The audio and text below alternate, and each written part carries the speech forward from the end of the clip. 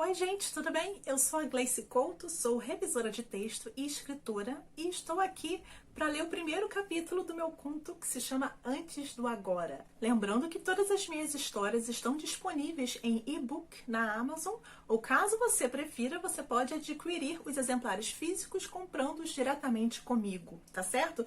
Todas as informações estão aqui embaixo na descrição do vídeo. Vamos então à leitura? 12 anos antes do agora. Senti o meu rosto sendo esfolado. Nunca pensei que a areia clara e fina do parquinho do colégio pudesse ser tão áspera. Ela sempre me pareceu inofensiva quando eu a molhava para construir castelos ou brincava de casinha com as minhas colegas de classe. Meu cabelo longo, preto, escorrido e sempre bem arrumado formava um verdadeiro nó de marinheiro decorado com areia e fios sem rumo.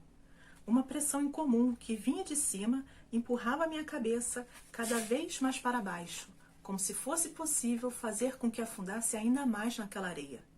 Tentei protestar, fazendo força contrária e abri a boca, mas foi como se uma escavadeira dragasse uma grande quantidade de areia, que depois cuspi junto com o filete de saliva que pendia no canto da minha boca. A cena era no mínimo constrangedora. Permaneci com os olhos fechados. Fazia tanta força que via finas listras horizontais pipocando na escuridão. Não me atrevia a abri-los, tentando manter intacta ao menos uma parte do meu rosto. Os sons estavam abafados, como se alguém tivesse colocado um tampão em meus ouvidos. Ainda assim, conseguia distinguir alguns grunhidos, que deviam ser meus. Berros, que também deviam ser meus. Xingamentos. De meu agressor, acho. E aplausos? Meu Deus, meus coleguinhas de classe estavam aplaudindo aquilo. Senti os meus olhos arderem e, mesmo que ainda estivessem fechados, lágrimas escorreram pela lateral deles, abrindo caminhos em minhas bochechas. Então, um forte puxão me suspendeu e o ar chegou aos meus pulmões em longas golfadas. Afobada, no processo, praticamente almocei areia. Tossi tanto que pensei ter sentido o meu estômago trocar de lugar com o fígado. Os pulmões deviam estar em algum lugar do esôfago. As vozes estavam mais brandas. Havia apenas um zumbido intermitente na minha cabeça. Eu ainda sentia um aperto firme em minha blusa, puxando-me para trás. Finalmente, quando consegui prestar atenção ao que acontecia, eu vi através dos meus olhos embaçados, de dor, vergonha, raiva. Gustavo me encarava com uma feição assassina. Ele também estava uma bagunça e chorava. 5 semanas antes do agora. Seu horário acabou. Certo. Era 12:00 em ponto. Conferi no relógio que ficava logo atrás de Elisa, na sua estante com poucos livros, mas repleta de pequenas esculturas de metal abstratas. Perdi a conta das vezes em que observei essas peças por horas, enquanto tentava expressar em palavras o que estava muito bem guardado em algum buraco das minhas memórias. Guardado não. Perdido deliberadamente para que não houvesse muitas chances de resgate. Particularmente, uma estátua em bronze de uma criança carregando um adulto no colo sempre me chamou a atenção. Era essa que eu fitava quando Elisa falou comigo de novo. Acho que temos muito no que pensar nos próximos dias. Temos? Eu tinha. Ela não disse nada de imediato. Apenas me observou como se esperasse mais algum comentário meu. Elisa sempre fazia isso. Quando comecei a encontrá-la, isso me incomodava. Era como se houvesse uma espécie de obrigação de responder qualquer coisa, apenas para me sentir útil e participante do processo. Com o tempo, percebi que meu silêncio podia dizer muito mais para ela do que um monte de palavras aleatórias usadas apenas para preencher o vazio. Não apenas o da sala, como também o interno. Nos vemos semana que vem? Claro! Confirmei em um tom firme, demonstrando confiança. Um sorriso caía bem também, então sorri. Meus lábios se deformando de um jeito automático e pouco gracioso. Até semana que vem. Meus passos, quando deixei a terapia, eram determinados. Meus pés sabiam qual caminho seguir. Um projeto de rádio da faculdade precisava da minha atenção nas próximas 5 semanas. O sucesso dele podia ser o passaporte para uma tão sonhada bolsa de pesquisa na área de comunicação social. Entretanto, esses mesmos pés que sabiam para onde ir vacilaram horas depois, recuando 2 passos até as minhas pernas encostarem na cadeira atrás de mim, fazendo-me sentar. 1, 2, 3, inspira, expira. Uma versão um pouco mais velha de Gustavo me estendia a mão esquerda, estampando no rosto um sorriso aberto que fiquei irritada comigo mesma por conseguir decifrá-lo. Vi expectativa naqueles lábios finos e levemente rosados.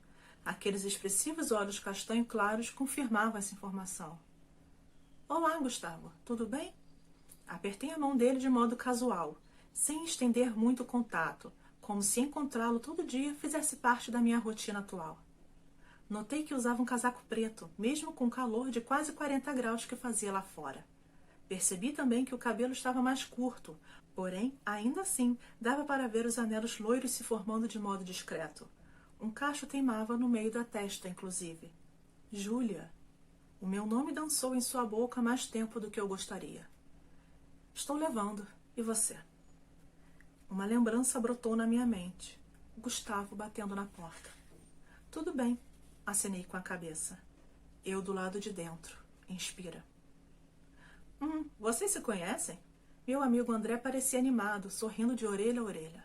Ele estava desesperado para conseguir alguém que nos ajudasse no projeto. O tempo era curto, havia muito trabalho a ser feito e ele também sonhava com a bolsa de pesquisa. Eram apenas 3 vagas para toda a graduação de comunicação social. Sim, mas não nos vemos há o quê? 3 anos? Eu não olhava para Gustavo, prestava atenção nos papéis à minha frente, tentando ler o que estava escrito neles. Percebi que estava em branco. Minha mente também. As chaves na minha mão. Expira. 2 anos e 7 meses. Ah, isso! Não sabia ao certo e 4 dias. Interrompeu ele para completar as suas contas. Gustavo usava a mão esquerda para isso. Se eu tivesse 2 mãos esquerdas, dominaria o mundo, ele costumava dizer. Pelo visto, nesses 2 anos, 7 meses e 4 dias, ele não havia dominado o mundo. A sua mão direita permanecia no mesmo lugar, a esquerda também. As minhas apertavam as folhas em branco com uma vontade exagerada, amassando as bordas, a ponta dos dedos perdendo um pouco de cor com a pressão. 5 dias, corrigiu ele balançando a cabeça. O sorriso nos lábios aumentou um pouco, como se saber o tempo exato que não nos víamos fosse algo para se orgulhar. Faltou dizer as horas e os minutos. 7 horas e 33 minutos. Eu não me orgulhava de saber disso. Também não me orgulhava da minha covardia. Queria que aquilo terminasse logo para sair correndo daquela sala. Olhei para André na esperança de descobrir que eu tinha poderes telepáticos para que ele me entendesse. Ele era meu calouro, mas não nos conhecemos em uma chopada, e sim na rádio da faculdade há 1 ano e meio. Mesmo com esse tempo de convivência, ele não conseguia me ler na maioria das vezes. Mas quando eu me esforçava e praticamente pendurava uma placa de luzes neon no meu pescoço, ele me entendia. Era exatamente o que acontecia naquele momento. Então, estava vendo seu currículo? André, percebendo que deveria agilizar a entrevista, assumiu a sua voz profissional enquanto mexia em algumas folhas soltas dentro da agenda. Por que mesmo deixei que ele selecionasse os currículos? André me passou um dos papéis. Era o currículo de Gustavo. De imediato percebi. Ele escolheu a dedo qual foto 3x4 colocar. Era horrível. Gustavo, inclusive, estava meio vesgo nela. Eu não o reconheceria se aquilo caísse primeiro em minhas mãos. Esperto. Concentrei-me no restante do currículo, como se fosse um mapa que me indicaria informações sobre Gustavo e sua vida durante o tempo no qual não nos vimos. Nada fazia referência a isso.